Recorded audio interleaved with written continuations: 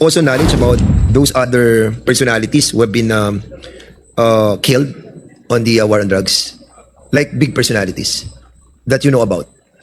Yes, Mr. Chair. It was a public knowledge. It was in the newspaper, like the couple na Udikta. Di ba namatay po yun? Mayor Halili.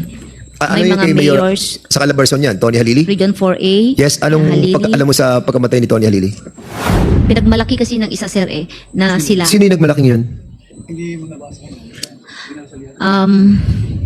Major Albotra, Mr. Chair. Major Albotra of Region 7. Albotra? Yes, Of Region 7? Yes po. Ano pangalan ni Albotra?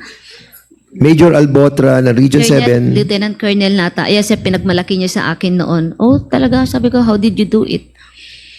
So, mga kilala niya, mga kasama niya. At sila ang nagpapatay kay Tony Halili?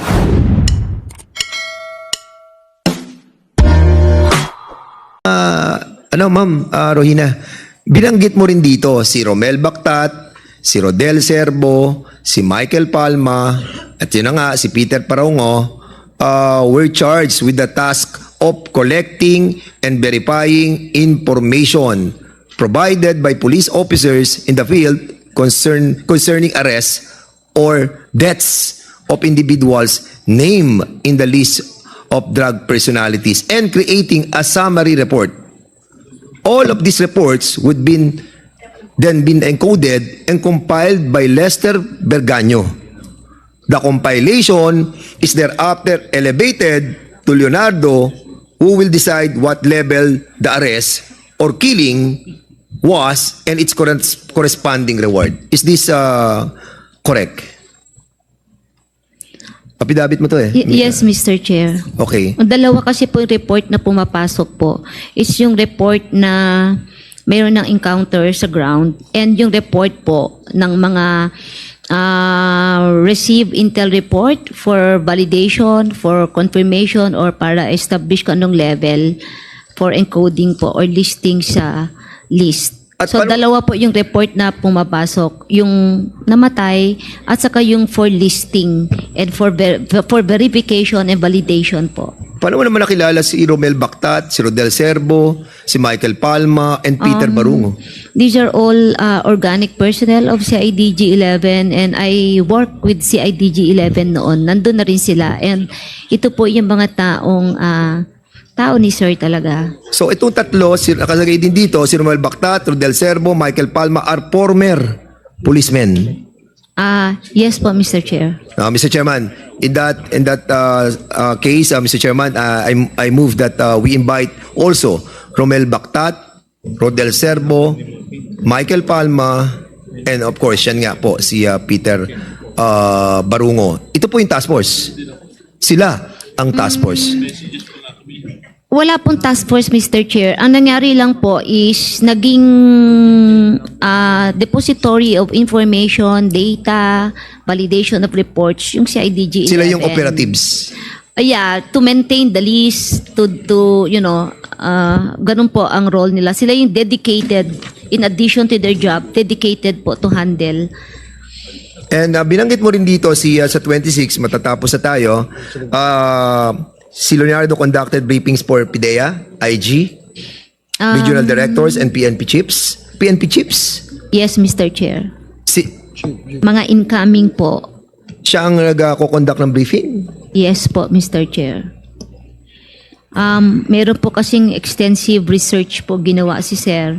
Meron po yung confidential na book na yan po yung ginagamit niya to brief po mga RDs, R2s, Chief PNPs, incoming Chief PNPs po, para ma-appraise po sila kung ano po yung present drug situation and operation sa bansa po. Okay.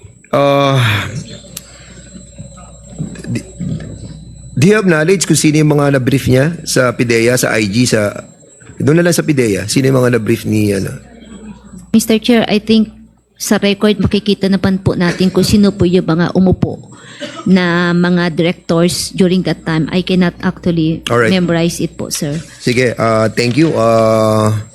Do you have also knowledge about those other personalities who have been killed on the war on drugs?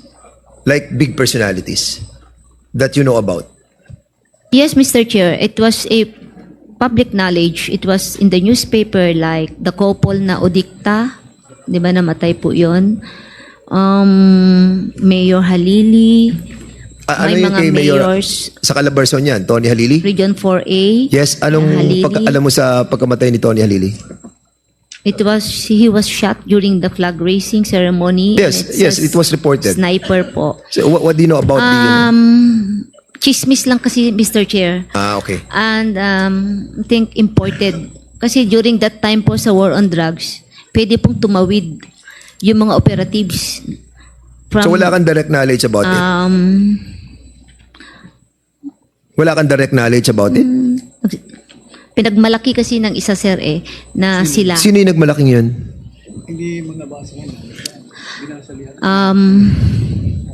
Major Albotra, Mr. Chair. Major Albotra of Region 7. Albotra? Yes, Of Region 7? Yes po. Ano pangalan ni Albotra? Major Albotra ng Region Colonel, 7. Lieutenant Colonel nata. Yes, pinagmalaki niya sa akin noon. Oh, talaga, sabi ko, how did you do it? So, mga kilala niya, mga kasama niya. At sila ang nagpapatay kay Tony Halili? He said he's in the team, Mr. Chair. So, it's a team that killed Mayor Tony Halili. So, it was According to really him. a planned, According to him, Mr. Chair. according to During Major. that time kasi, Mr. Chair, kung meron ng grapevine, like it would appear na it is a operation, nagkakaroon ng code of silence. It's real talk, Mr. Chair, sa PNP, tahimik na. Matatakot na yung iba, matatakot na rin. Even RDs would say na, oh, trabaho yan.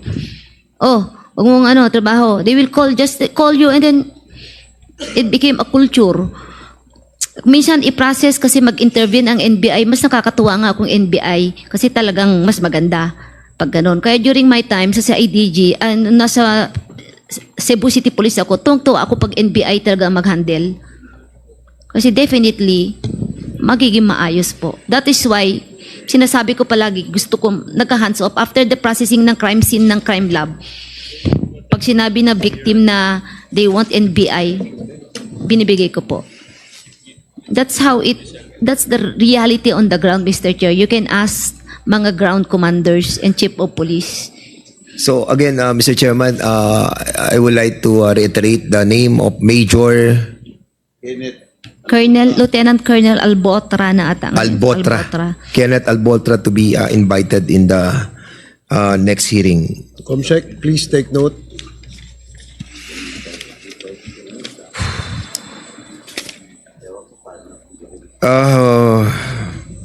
With that, Mr. Chairman, with a heavy heart, I yield back for the meantime.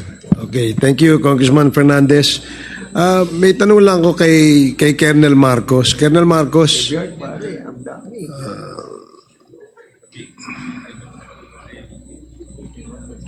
yung bang prior to your assignment sa Region 8, saan you're the regional what do you call that? Anong position niya, no? Regional Chief ng CIDG sa Region 8. Yes, Mr. Chair. Prior to that, anong assignment mo? Deputy Provincial Director po of Leyte PPO, sir. So sa PPO ka dati. Opo, sir. And then eventually, nung after 2016, napunta ka sa CIDG as Regional Chief. By July, sir. July of 2016. Yes, sir. Kanina kasi nabanggit ni Colonel Garma na ang tinatanong ko kasi, paano ba nagkakaroon ng assignment? No, halimbawa, in example ko kasi kanina, si Colonel Patay, from Davao del Norte, nailipat siya dito sa Quezon City.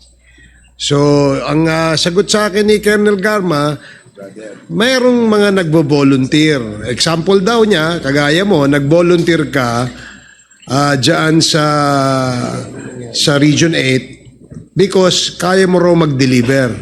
And in the lingo of the members of the PNP, nagkakaintindihan kayo pagka pinag-usapan yung deliver. Tama ba yun?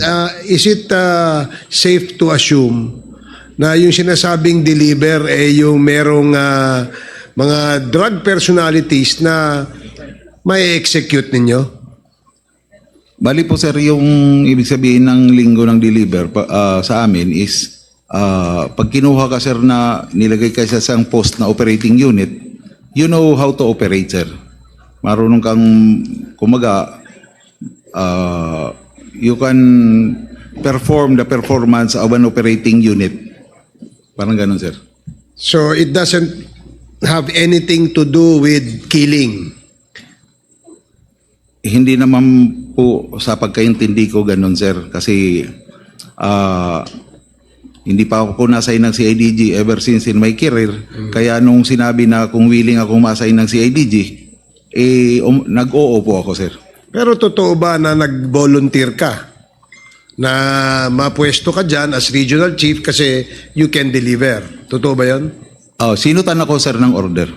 Bali yun pong ang nangyayari po kasi noon is nangyayari naman po yan ng shoot order. Ang normal process po kasi sa PNP is you seek for an accommodation, then you seek for an availability. Ang nangyayari po sa akin is shoot order po. Marami po kami na-shootan ng order because it was a transition, sir. Nangyayari naman po yan sa transition of government.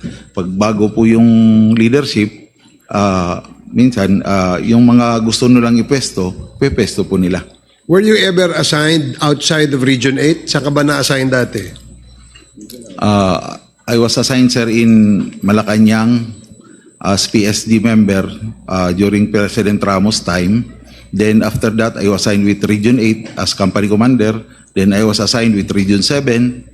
Then I was assigned, sir, in DPRM, NHQ.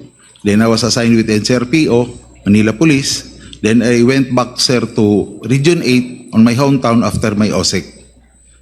Yun po yung mga assignment ko, sir. Mr. Chair, So, pwede bang oh yeah, please, Congressman Akop. na-assign ka sa Malacanang Yes, sir. after graduation? Yes, sir. For how many months? For almost 2 years, sir. From 1996 up to late 1997. Are you sure? Sir? Sigurado ka? Opo, sir. Halos, sir, kinuha kami noon, sir, ng PSG kasi because of the APEC. Yes. Yeah, po. Yun ang totoo. Opo, sir. Yung buong class ninyo kinuha dahil may international activity na mangyayari noon dito sa ating bansa. Opo, sir. And you lasted for 2 years? More than, sir. Hindi umabot, sir. Before Paano yung more than na hindi umabot? Bali, hanggang March of 1997, sir. Tinatanong ko lang naman kung 2 years. Sabi mo, hindi magkaugma yung sagot mo kasi. Thank you, Mr. Chair. Thank you, Congressman Akop.